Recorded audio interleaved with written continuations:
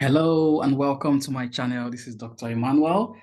I want us to look at a few AKT tips, just a few things that I think anyone sitting the AKT should be aware of. And as I've put there up, just a disclaimer that this is actually not a reproduction of any AKT exam. These are just tips to help anyone sitting the AKT. Okay. So the first thing we'll look at is what we call funnel plots. What we can see, the image in this on this slide is shaped like a funnel. So this is what is called the funnel plots, and this actually represents a meta-analysis. And as we know, a meta-analysis, is just analysis of different studies. Okay. A comparative analysis of different studies, several studies.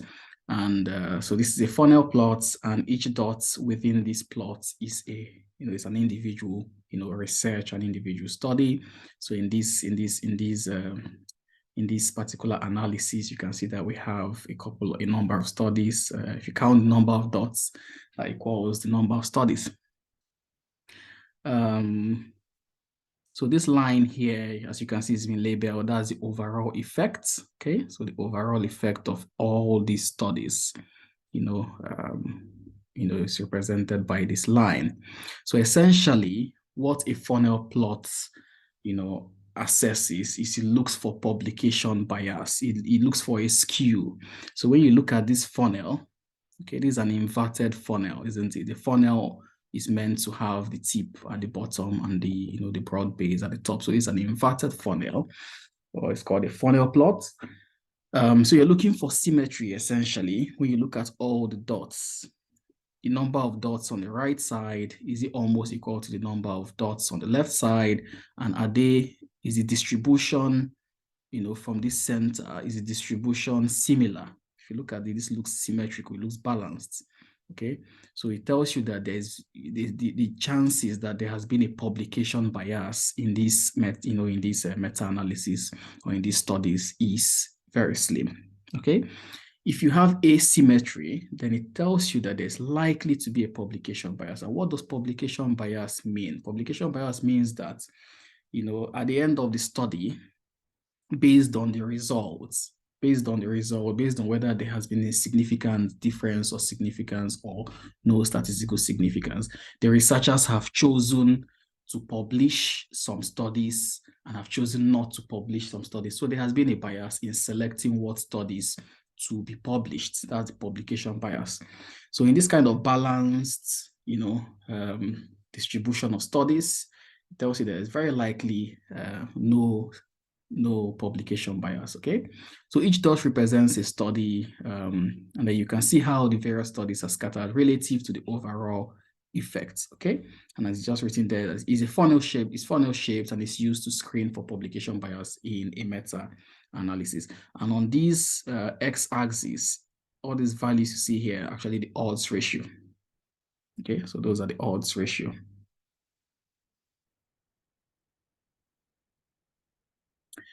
So this particular funnel plot is asymmetrically distributed. If you see that most studies are on the left side and you have just a few studies on the right, and you see that the studies on this side extend, extend further, towards this angle of the triangle, and you don't really have studies distributed here. So it tells you that it's maybe some of the studies that should have fallen within here were not published. That's what it tells you. So there's likely to be a publication bias, because you would have, if there was a balanced distribution, you'd have expected 1 or 2 or 3 studies, to have probably been on this side, isn't it?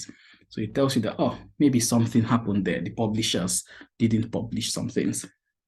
Still on the x-axis, we have the odds ratio. Okay, and I think I omitted putting a slide on what odds ratio means, but I'll just mention it here just in case we don't get to mention that again. So odds ratio means division. So odds ratio means the odds of one thing happening divided by the odds of one thing happening in a particular situation or condition divided by the odds of that thing happening if that situation or condition is absent, okay? And each odds is also a fraction. So it's like a fraction divided by a fraction. So the odds of something, the probability that something will happen, it may be people that smoke, divided by the probability that maybe that same thing would happen in people who do not smoke. E.g., the probability that people will develop COPD or lung cancer in smokers divided by the probability or the odds of developing COPD or lung cancer in people who do not smoke, in non-smokers. So that's odds ratio. Okay, so find out how to calculate odds ratio, because you could be given a question and you could be asked to calculate the odds ratio. So find out how to calculate odds ratio. It's actually quite straightforward. So back to funnel plots, asymmetry suggests possible likely publication bias. And this means that the researchers were selective or they were a bit biased in their publication of studies, okay?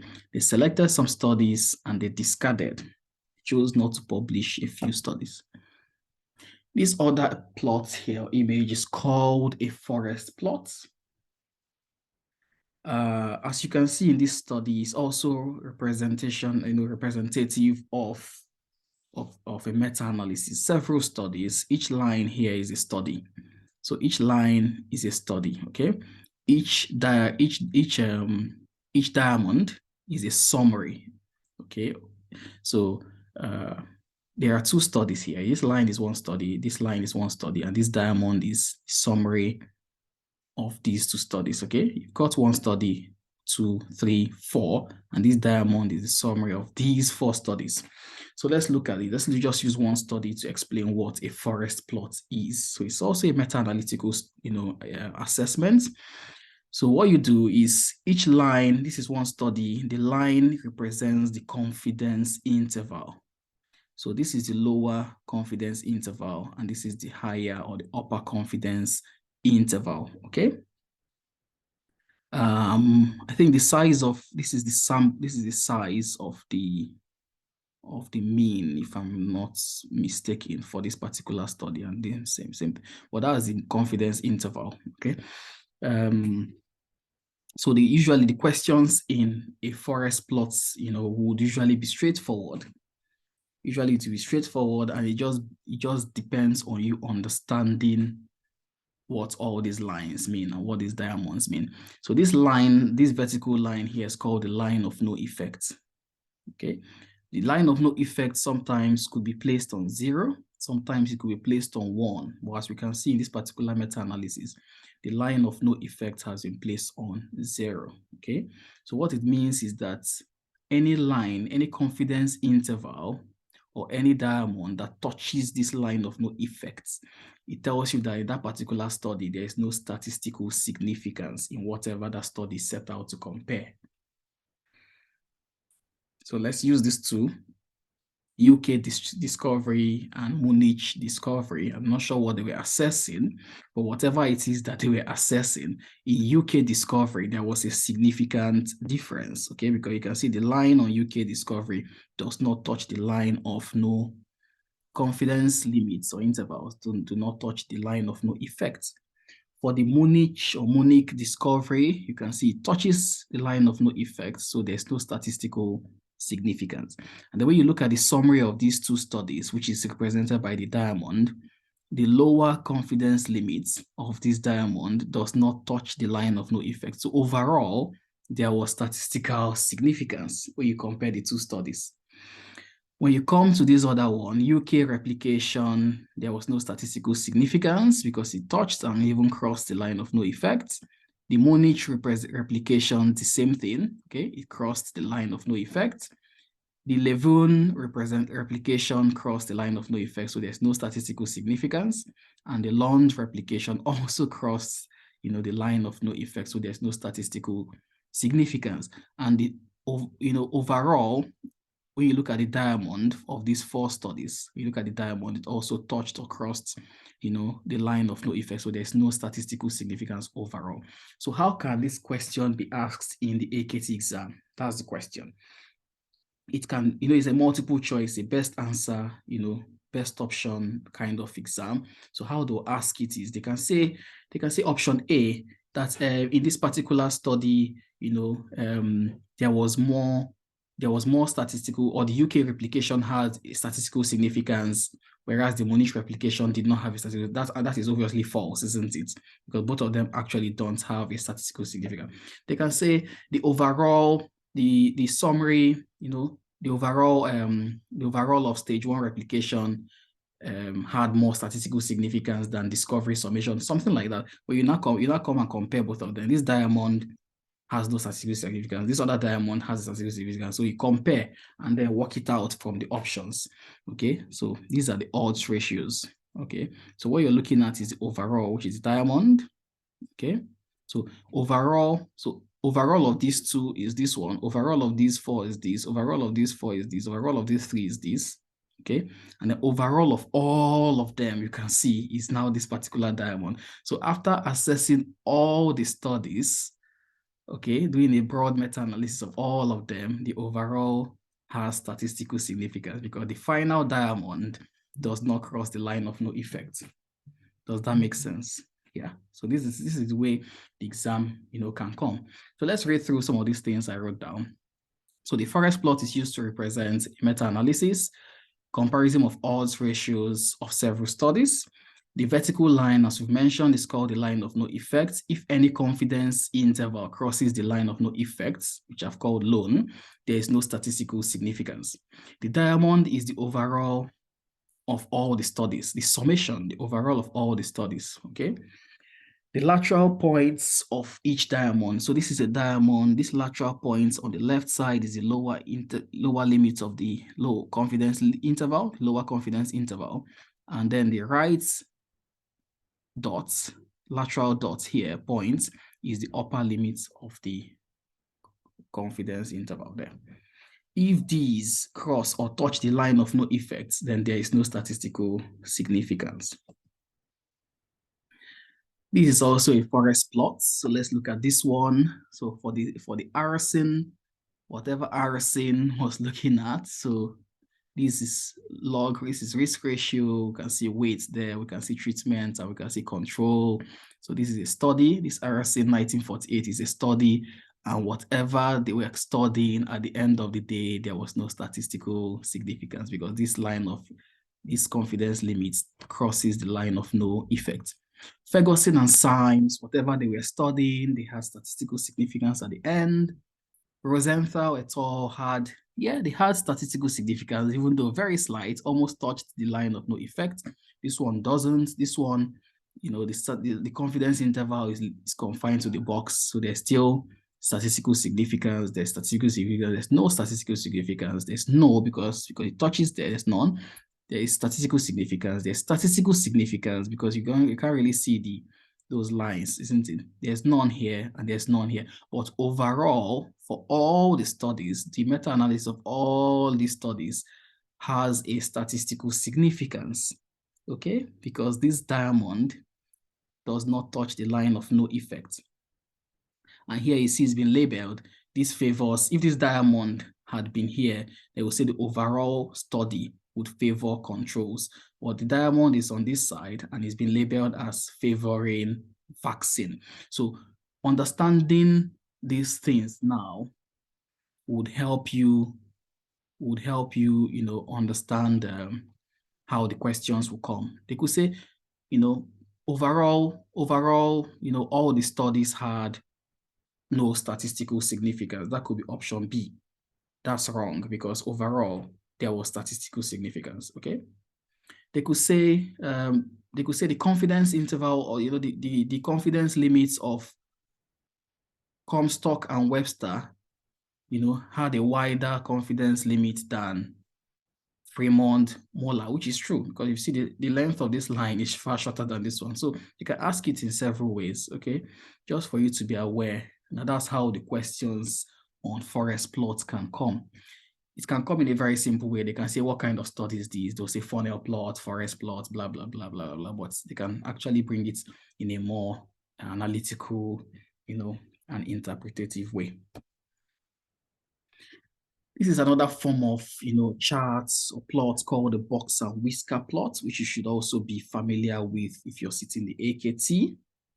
So this is called a box and whisker because this is a box, okay? This is a rectangular box, and these are whiskers, whiskers like the whisker of a pussycat or a dog, okay? The whiskers of a cat. So this is called the whisker. These lines are called the whiskers, and this is a rectangular box. And this is the maximum point, or the upper, we'll say the upper limits, or we can say the 90. That's the 75th, centile, or 75th. No, that's 90. That's 25, 75 plus 25. So that should be 90th, isn't it?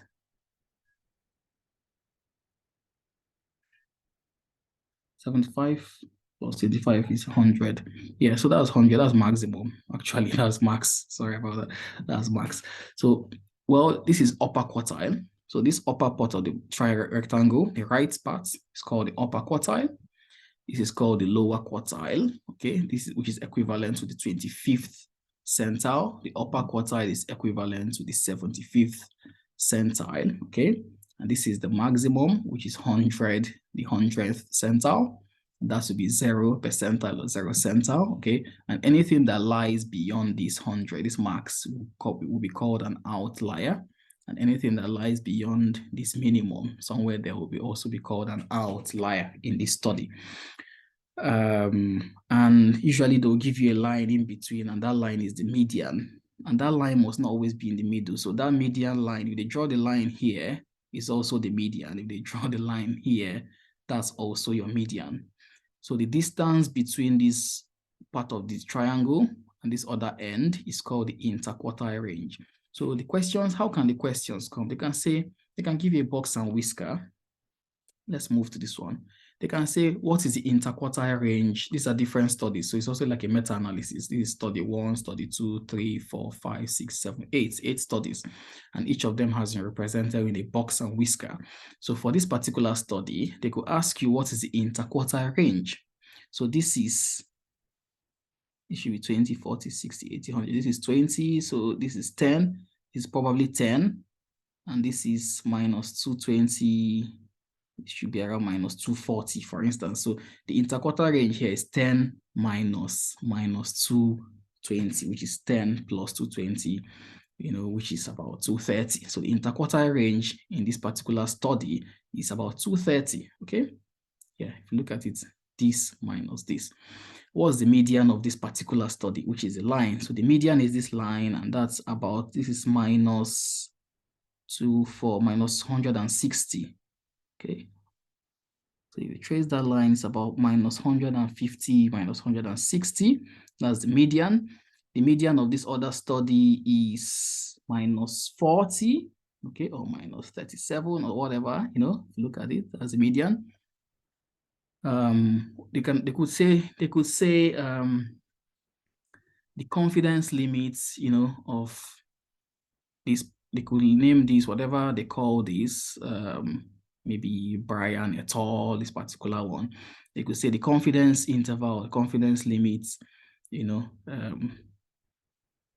was wider than this particular one, which is true, okay? And if they ask you for sample size, usually sample size would depend on the size of the box. So this particular study, which has a big box, would be expected to have a larger sample size than this one that has a small box, okay? So the size of the box also gives you an idea about how large the study was, sample size. So those are things that you could be asked. They could ask you, they could say, this particular study, option A, this particular study, let's say study A, had a lower median than study C, and that is false because you can see the median, which is the line there of study C, is actually higher than the median of study A. So these are ways to apply, the interpretation of the box and whisker. So the box and whisker is used to represent several study meta-analysis. I've said it can be used to compare the medians of studies, can also be used to compare the confidence intervals, okay? So those are the confidence intervals, these lines. The upper and lower quartiles, okay? The quartile is the upper and lower ends of the boxes. The upper quartile is also called the 75th percentile or 75th centile, while the lower quartile, which is this part, is the 25th centile. Okay.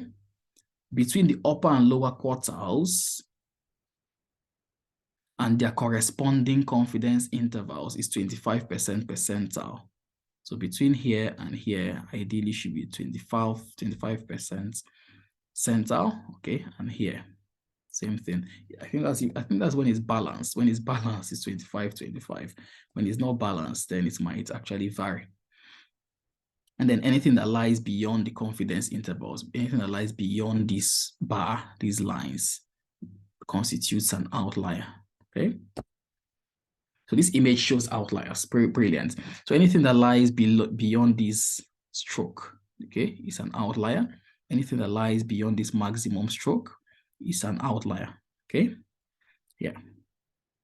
So that's our median, our interquartile range, lower quartile, upper quartile, okay? 25th percentile, 75th percentile, same thing. Yeah.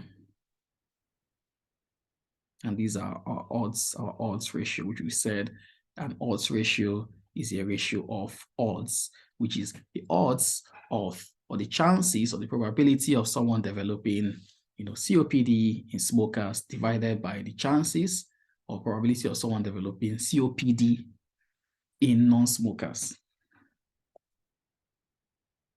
So another thing you need to be familiar with if you're sitting the AKT is how to calculate negative and positive predictive values, okay? And now look at the term. The terminology actually tells you something, it explains itself. So a positive predictive value tells you that if a test is positive, you do a COVID test for someone and the person's test comes back positive, what is the likelihood that that patient is truly COVID positive? So think about that. You do a COVID test, the patient is positive. What's the likelihood? To what extent is that patient actually truly positive? On the other hand, because the truth is, if you get a positive COVID test, there's still a likelihood that that's a false positive. That patient might actually be COVID negative, but the test kit is telling you positive. So if the test kit is telling you that this patient is COVID negative, the question you ask yourself is, to what extent do I believe that this patient is actually negative? So test kit is telling you, the lateral flow test is telling you COVID negative. But the patient is having fever, having cough, and you're like, is there still a chance that this patient has COVID, even though this test is telling me otherwise? That's where positive predictive value and negative predictive value comes in. So how you calculate positive predictive value is, the person is testing positive, so the total number of patients, all the patients that have tested positive with that particular test kit. No, so the people that you want to find out, people that are truly positive. So the true positives, people that are truly positive, divided by everyone that has tested positive. So both those who are truly positive, who truly have the disease or infection, and those who have tested positive but do not have that particular infection. So the false positives.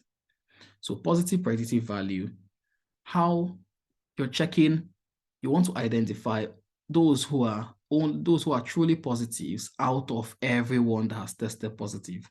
So those who are truly positive, true positives, divided by everybody who tests positive, both those who are truly positive and those who have been falsely identified as being positive, the false positives.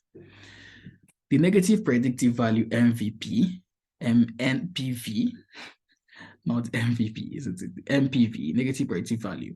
You want to find out people that truly do not have COVID, for instance, truly negative for COVID, divided by everyone that tests positive, tests negative, even including those who are truly negative for COVID and those who have COVID, but the kit is not for picking them up. Someone has COVID, but the kit is telling you otherwise. The kit is telling you this person has a test kit, lateral flow test is telling you negative, but this patient truly has COVID. So that's a false negative test. So negative predictive value. So listen to this, think about it, try to understand it, work it out. It's better to understand it than trying to remember or memorize formulas, because under exam conditions, with all the pressure of exam conditions, these formulas might disappear from your brain. But if you understand how to work it out under that stressful exam condition, you can still reason it out and and work it out and get the answer. Still on positive and negative predictive values, true positive divided by so all that tested positive, you can see that. So those who are truly positive divided by everyone who's testing positive will give you a positive predictive value, okay? Is the percent chance that a positive test result is truly positive. A percent chance that a patient with a positive result actually has the disease. That's what you're looking for in positive predictive value. Determining how to proceed after a patient gets a positive. So that's how it helps you, okay? If a patient has tested positive for COVID and you're like, yeah, this patient actually, if the positive predictive value of that test kit is high, you're more likely to believe that this patient might truly have COVID. Negative predictive value, percentage chance that a negative test result is truly negative. Percentage chance that a patient with a negative result is actually disease-free. It determines how to proceed after a patient gets a negative. So if a patient tests negative for COVID, and that particular COVID test kit has a high negative predictive value, then you're going to say, yeah, I think I can believe this test kit. I think I can confidently say to a large extent, this patient truly does not have COVID. Negative predictive value. Another thing you need to be familiar with if you're going to sit the AKT is how to define and how to calculate sensitivity and specificity, okay? So when it comes to sensitivity, how sensitive is a test kit? How sensitive is it? Means how likely is it for that test kit to identify people that have that condition? So how sensitive? Think about the word sensitive. You have a COVID lateral flow test. How sensitive is it? How likely is it for you to, to test positive in people that actually have COVID? That's the sensitivity. So the total positive results. So sensitivity is the total positive results divided by the true positives plus false negatives. So sensitivity.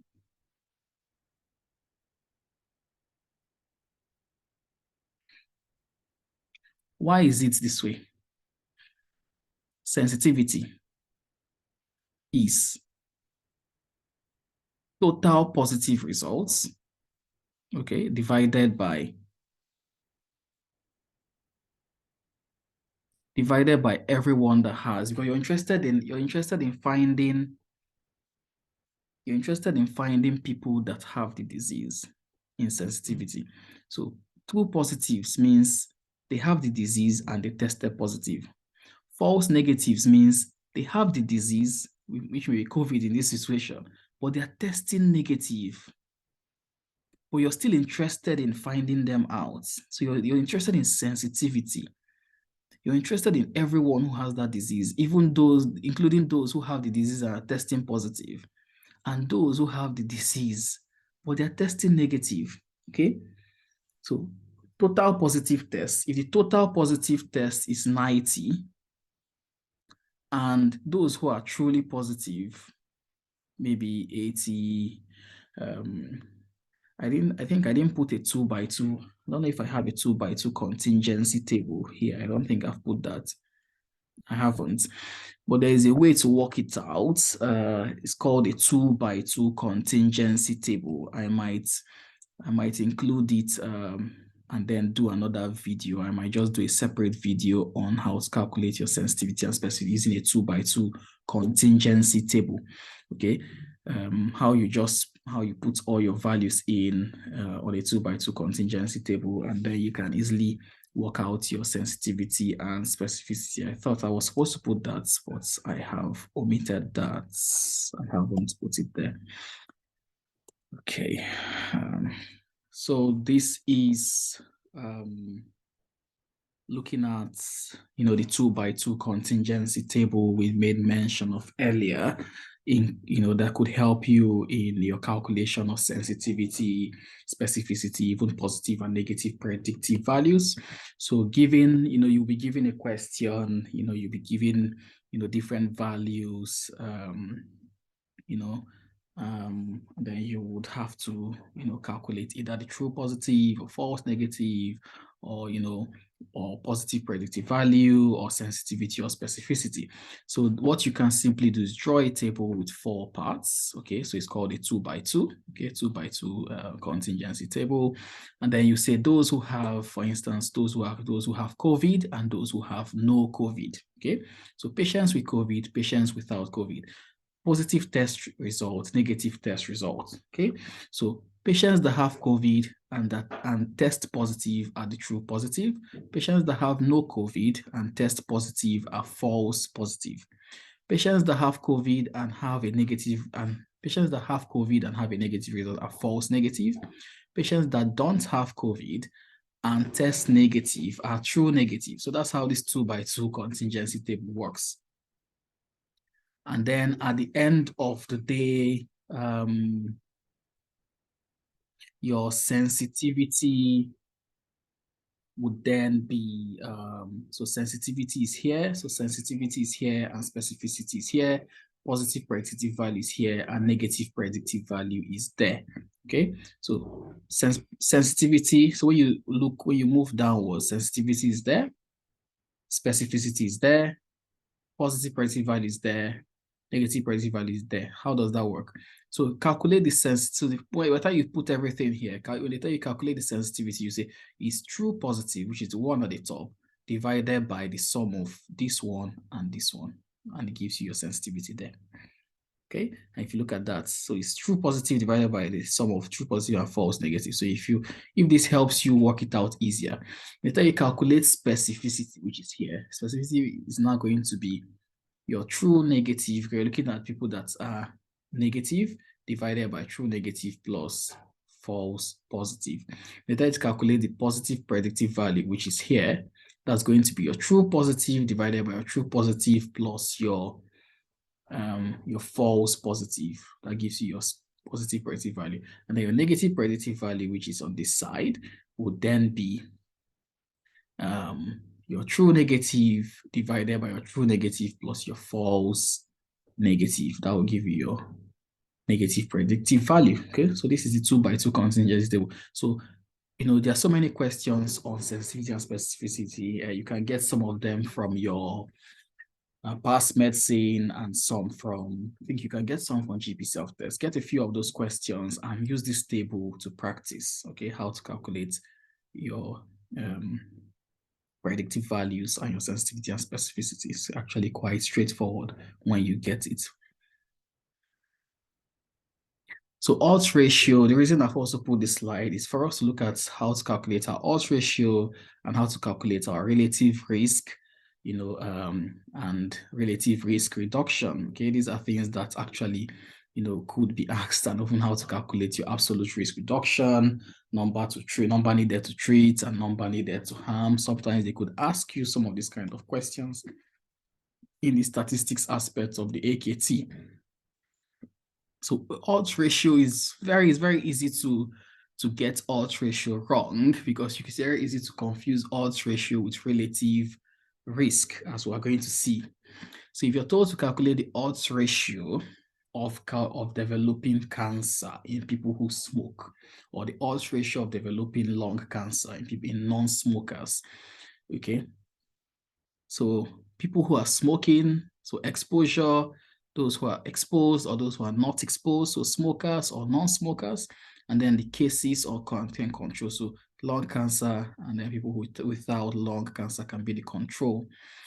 So the odds of exposure, So actually odds ratio, yeah, it's not actually the odds of developing. So it's actually the reverse of risk. So relative risk would then be talking about the risk of developing cancer in smokers divided by the risk of developing cancer in non-smokers. That would be relative risk.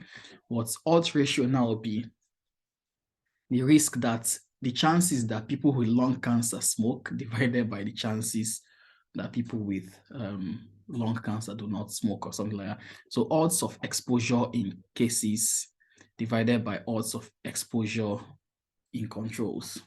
Yeah, sometimes I personally often get confused about it. So the odds of exposure, the chances that there has been exposure to nicotine in people who have lung cancer divided by the odds of also smoking in people who do not have lung cancer. Okay.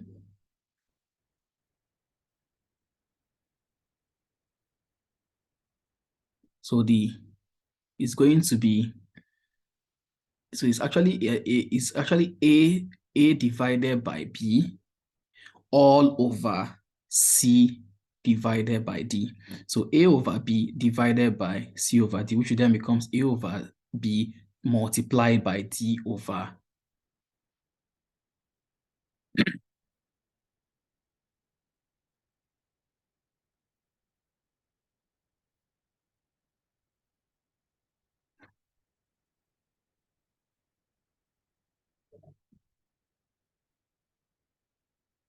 Anyway, just look at it and get it, okay? It's sometimes confusing, but it could be asked in your AKT. So let's look at relative risk. If you're told to calculate the relative risk of developing lung cancer in smokers, that's going to be more straightforward. It's now the probability of developing, the chance probability of developing lung cancer in people who smoke divided by the probability of developing lung cancer in people who do not smoke. Okay, that's the relative risk. And then the relative risk reduction is, you have to calculate the relative risk reduction, you have to calculate the relative risk first, which would be a ratio, maybe 0.9, 0.7, 0.5, and they say 1 minus whatever you've calculated as your relative risk becomes your relative risk reduction. Okay, so usually it's an intervention. You say, okay, what's the relative risk reduction in people who have been treated with a particular medication? Okay, and then 1 minus relative risk gives you relative risk reduction. So practice it. It's just that I'm just flagging it up as something that you need to be aware of because it could be asked in your AKT, okay? And the absolute risk reduction is now, so in relative risk, you're dividing, so the risk or probability of developing that condition in this group divided by the risk of developing it in the other group. Okay, that's the relative risk. Absolute risk reduction or absolute risk increase, so the risk of developing, let's say the risk of developing myocardial infarction in people who are on statins minus the risk of developing myocardial infarction in people who are not on statins. Okay, so a reduction or the risk of developing myocardial infarction in people who are not on statins, because that risk could be higher, minus the risk of developing myocardial infarction in people who are on statins. When you subtract both of them, you get your absolute risk reduction. If it's something that increases the risk, so the absolute risk increase, so the risk of developing lung cancer in people who smoke, okay, the risk of developing lung cancer in people who smoke here, minus the risk of developing lung cancer in people who do not smoke. If you subtract, those risks, you get your absolute risk increase, okay? So it can be an increase or reduction depending on what intervention, or exposure has actually been taken out there. So number needed to treat is 1 divided by your absolute risk reduction. So they ask you what's the number, because it's actually quite a common question. You could be given, a question and you be asked what is the number needed to treat, or what's the number needed to harm. So number needed to treat, you first of all calculate your absolute risk reduction and then 1 divided by whatever you calculate. Number needed to harm, you calculate your absolute risk increase by subtracting one risk from the other. And then you'd say 1 divided by absolute risk increase becomes your number needed to harm. So practice these things. Yeah, it's quite a common yield.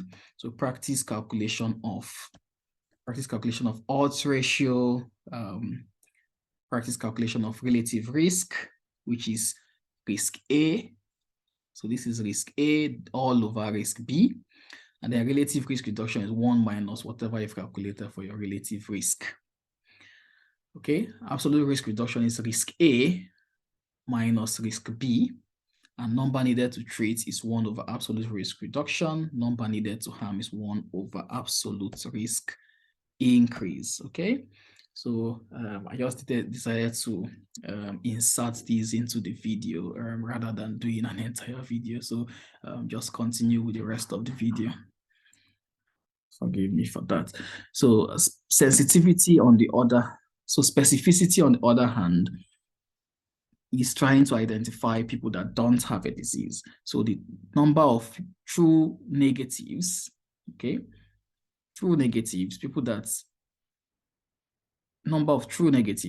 truly do not have the disease, okay, and are testing negative, divided by the number of people that don't have the disease and are testing negative, plus the number of people that don't have the disease and are testing positive.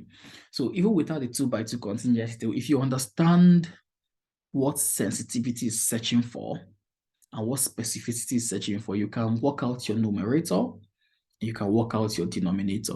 Let's look at it one more time. Sensitivity is looking at how well this test can find out people that have the disease, how sensitive is it. So the number of true positives divided by the number of true positives plus number of false negatives, which means, yeah, so this makes it, pay attention to this particular side. Number of true positives divided by total number of individuals with the illness. That's sensitivity. Total number of individuals. So even those that, both those that are testing positive and those that are testing negative but have the illness, the false negatives, or you add all of them to form your denominator. For specific, you're joining people that don't have the disease. So number of true negatives, which is people that don't have the disease and are testing negative. That's what you want. If they're actually negative, you want them to test negative. Okay, divided by everybody that doesn't have the disease, which is including people that are negative, they don't have the disease and they're testing negative, plus people that don't have the disease but are testing positive, which are the false positives.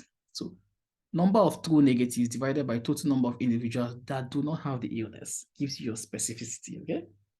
But still, I will do another video, to show you how to work out your 2x2 contingency table.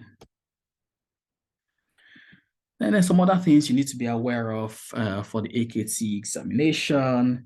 You need to know how to work out differences when they give you a clinical situation where a patient is having hip pain. Okay, if a patient has a hip fracture, you see things like having sudden onset hip pain, usually there'll be a history of trauma, they will be falling and they have hip pain and they're not able to weight bear. You think of hip fracture. If a patient is having pain in the hip, the pain is worse when they're mobilizing, but they're still able to weight bear. I mean, patient has been on steroids, long-term steroids. You start thinking of avascular necrosis or osteonecrosis on the femoral hair. That's your answer. Okay. So having hip pain, worse on mobilization, but they're able to mobilize. Okay, able to weight bear, and usually they'll give you that history of long-term use of steroids, like prednisolone, or they could say sickle cell disease or something like that, osteonecrosis on the femoral head. And of course, if they tell you this patient is able to weight bear, patients having lateral hip pain, and there's lateral tenderness on lateral hip palpation, then your answer will be trochanteric bursitis. So being able to work this out, okay? Because, sometimes they could ask questions in that light. Another thing you need to pay attention to is how to work out different sickle cell complications, because sometimes in AKT, they could ask you sickle cell complication kind of questions, okay?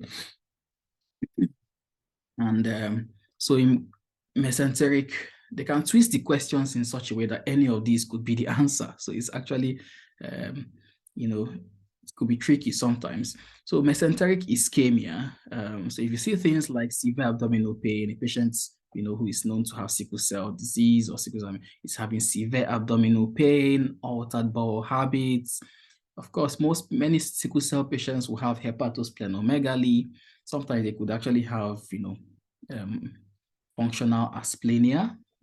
So they may not have splenomegaly, but usually they have hepatosplenomegaly.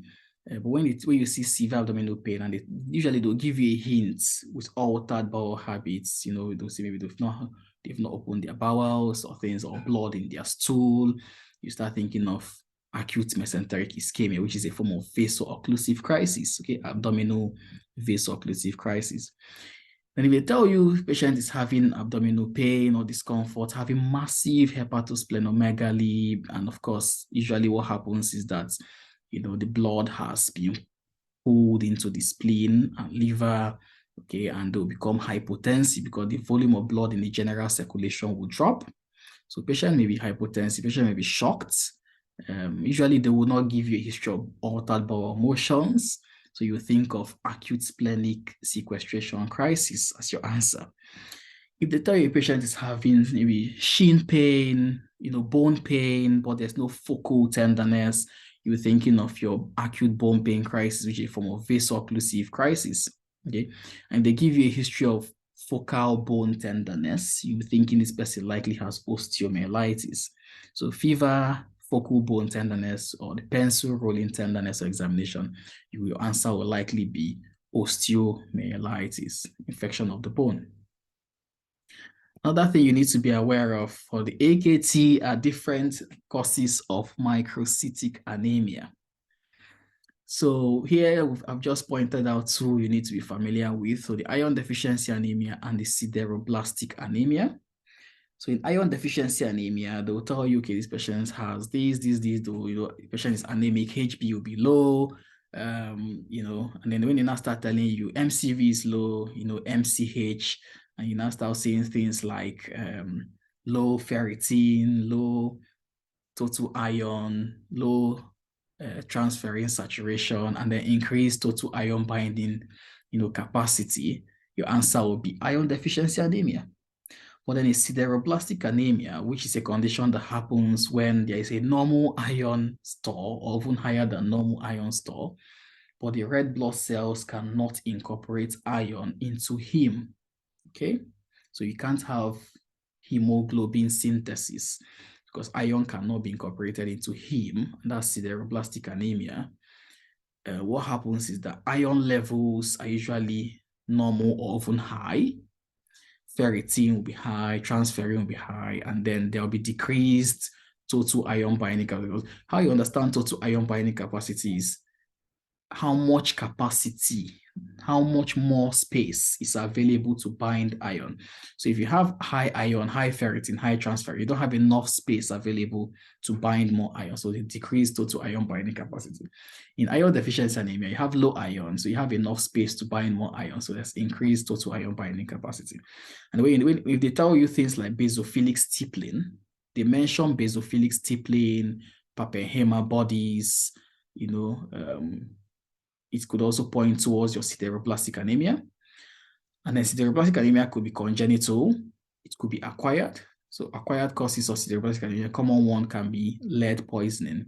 So lead poisoning, they give you a history of lead poisoning, basophilic stippling, or the also the patient has MCV, low MCH, patient has low hemoglobin, so he has microcytic anemia, and they tell you that the ferritin level is elevated or there is decreased total iron binding capacity. So I think, the answer is likely sideroblastic anemia.